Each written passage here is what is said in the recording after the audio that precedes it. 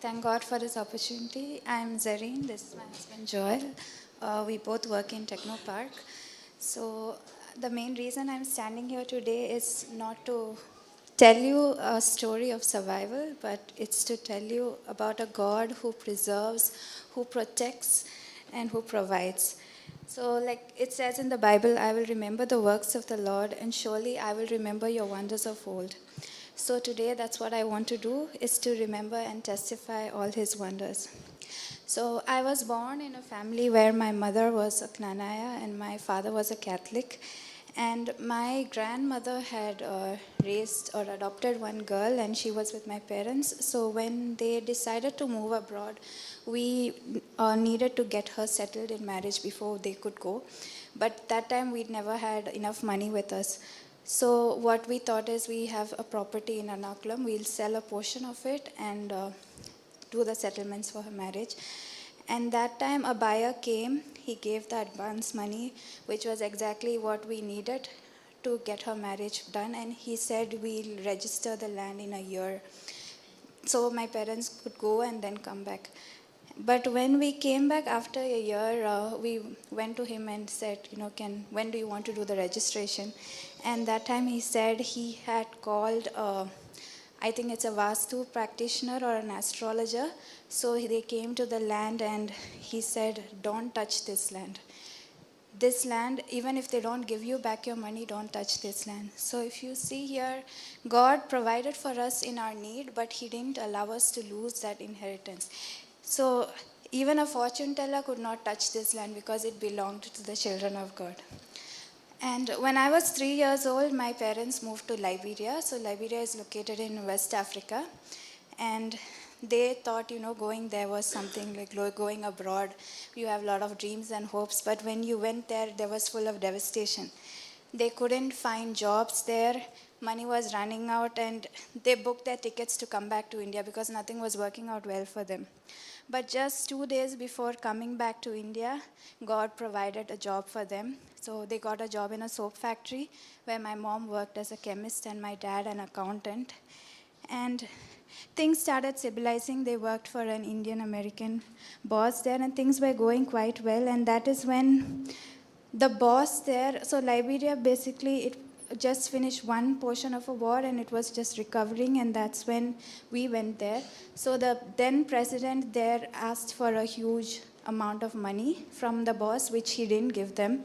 So that night, we live in a compound with 12 houses in it. So that night, the president's men came and took the boss, and the very next morning they deported him without any reason. So the whole burden of the soap factory was upon my parents. And what happened was, and in between all of this, there were threats from the government, but still they had different orders. So they delivered all their orders on time, and things were going smoothly. And in between this, another businessman from India came. He wanted to start a pharmacy, but things didn't work out for him. So he bought an apartment there, and he left back to India because it didn't work out. And he gave the keys to my parents. And one day, slowly, unrest started happening. We could see people walking, Liberians basically walking through the roads with baggages on their head. And, we were wondering what is happening. And we asked them, they were like, war has broke out. And it's slowly coming towards the city. And we were in a place a bit far from the city. And then, but even then, God was our refuge there. There was a Nigerian couple there, so we didn't have a car, and the boss's car didn't work. So there was no way for us to actually move from that place before the war comes. But that family told us, I'll drop my family and come back. But usually people don't come back to danger. But God touched that family's heart, and he came back for us. And that evening, they took us to this apartment. So if you see, God had already prepared that apartment through the businessman so that when this war was coming, we would get a place to shift, or else we would have just stayed in that compound. And the next morning, we got a call that out of the 12 houses in that compound, it was only in our house a bomb fell. And it was completely devastated. And the church got to know that, the Indian family that used to stay here, they all passed away. But it's just within like few hours, God transported us from that house to that apartment that He had already prepared beforehand. And and then war wasn't, and airports are closed. You have no way exit out. So we got to know that in the U.S. Embassy, they allow Indian citizens to go to the next country, which is Ivory Coast. And there would be a French warship waiting in the middle of the Atlantic Ocean, and they'll take you to the next country. So they could take only very little baggage with them. And in the rush of everything, they just took one bag which didn't have clothes for me. So I just had one pair of clothes, and we went to the shore of the Atlantic Ocean, and a helicopter came, and there was a US soldier there. He took us in, and I was a child that time, like maybe 4 or 5 years old. I could remember looking down from the helicopter, and you can see a big dark sea, and the door wasn't closed. We landed on that French warship and stayed there for 3 days. And while in Ivory Coast, so Ivory Coast is a French-speaking country, and we didn't know French. So talking to them and all that was hard, and we have very little money. And we went to the AG church there, and somehow got connected to the pastor and asked him, we are very short of money because the rent in that hotel for one day was some huge amount of dollars. And God worked, though we had language barriers, God worked through that pastor, and he said, there's a house or a building kind of there only for pastors to stay. Let me ask and see if you guys would get it. And thankfully, we got it. So in very little accommodation, we were able to find, with money, we were able to find a house there, and God provided for us. So we were planning to come back to India because everything is over in Liberia. That's when my mom's boss called, and he is deported. He cannot enter the country, but his factory and machinery worth millions of dollars are still there. So he told us, the war is over. You can go back and send the machineries back to the US. And we, believing it was true, we decided to go back to Liberia. And the plane was, there wasn't any air hostess, nothing. It was a shaky plane, and we somehow reached there.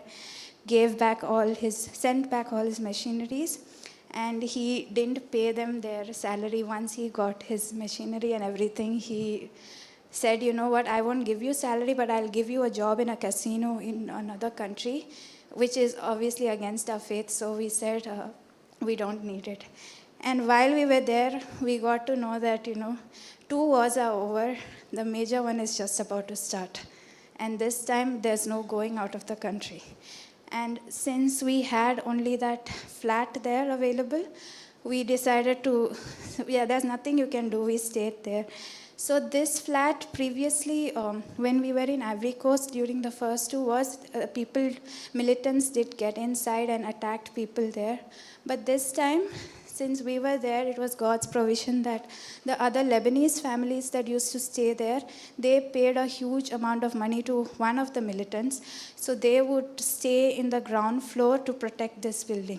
So I wouldn't say it's the Lebanese, but it's just that God was there because this time his children was in that flat.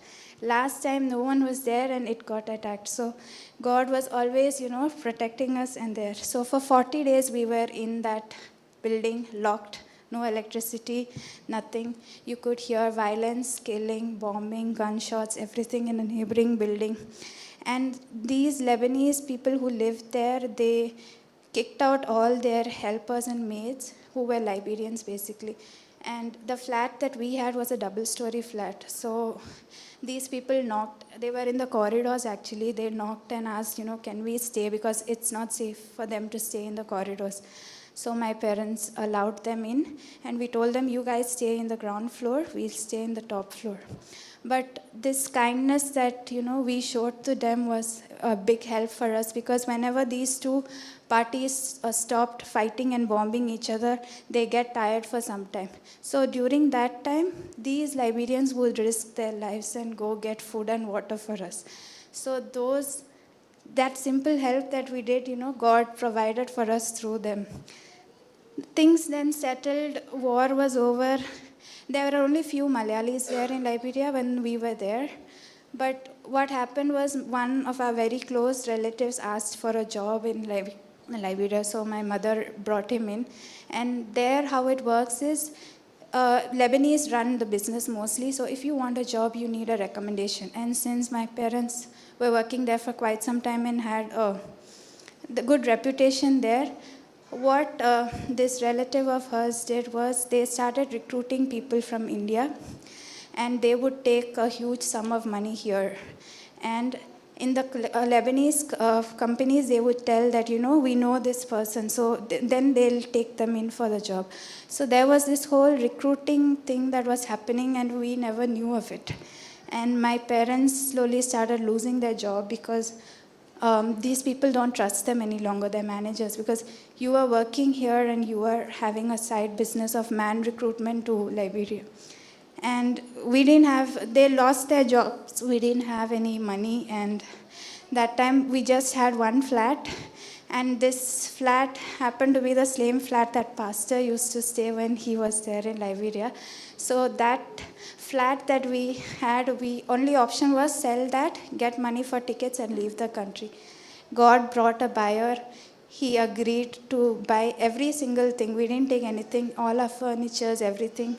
He bought it, gave us the money, and with that little money, we had money only to come till Bombay, actually. So till Bombay we reached, and from there we took bus and, came home.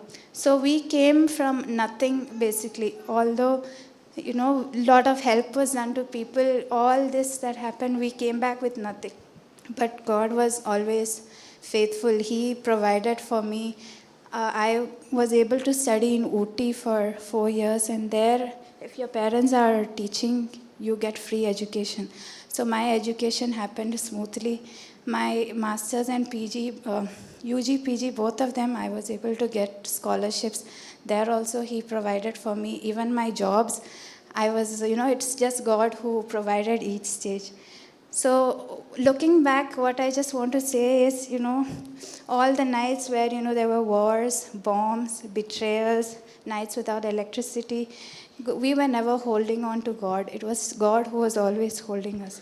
So even today, if you are facing any health issues or financial issues or any issues of sort, just remember that the same God who moved us before the bomb fell, the same God who brought a helicopter over the Atlantic to save us, the same God who provided money the very next day we needed it, He's not changed.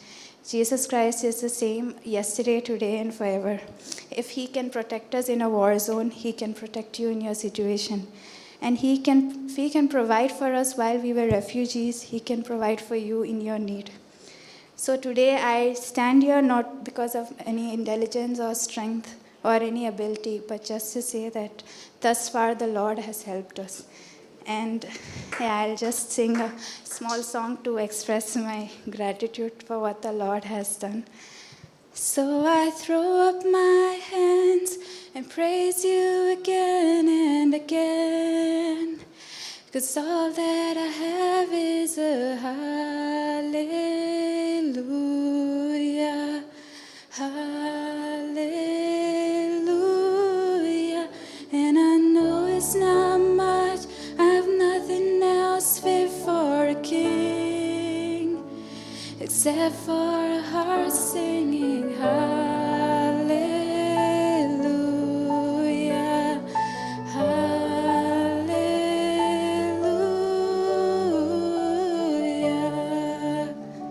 If today's sermon has blessed you and you would like to stay connected with our community and receive more inspiring messages, I invite you to subscribe to our channel.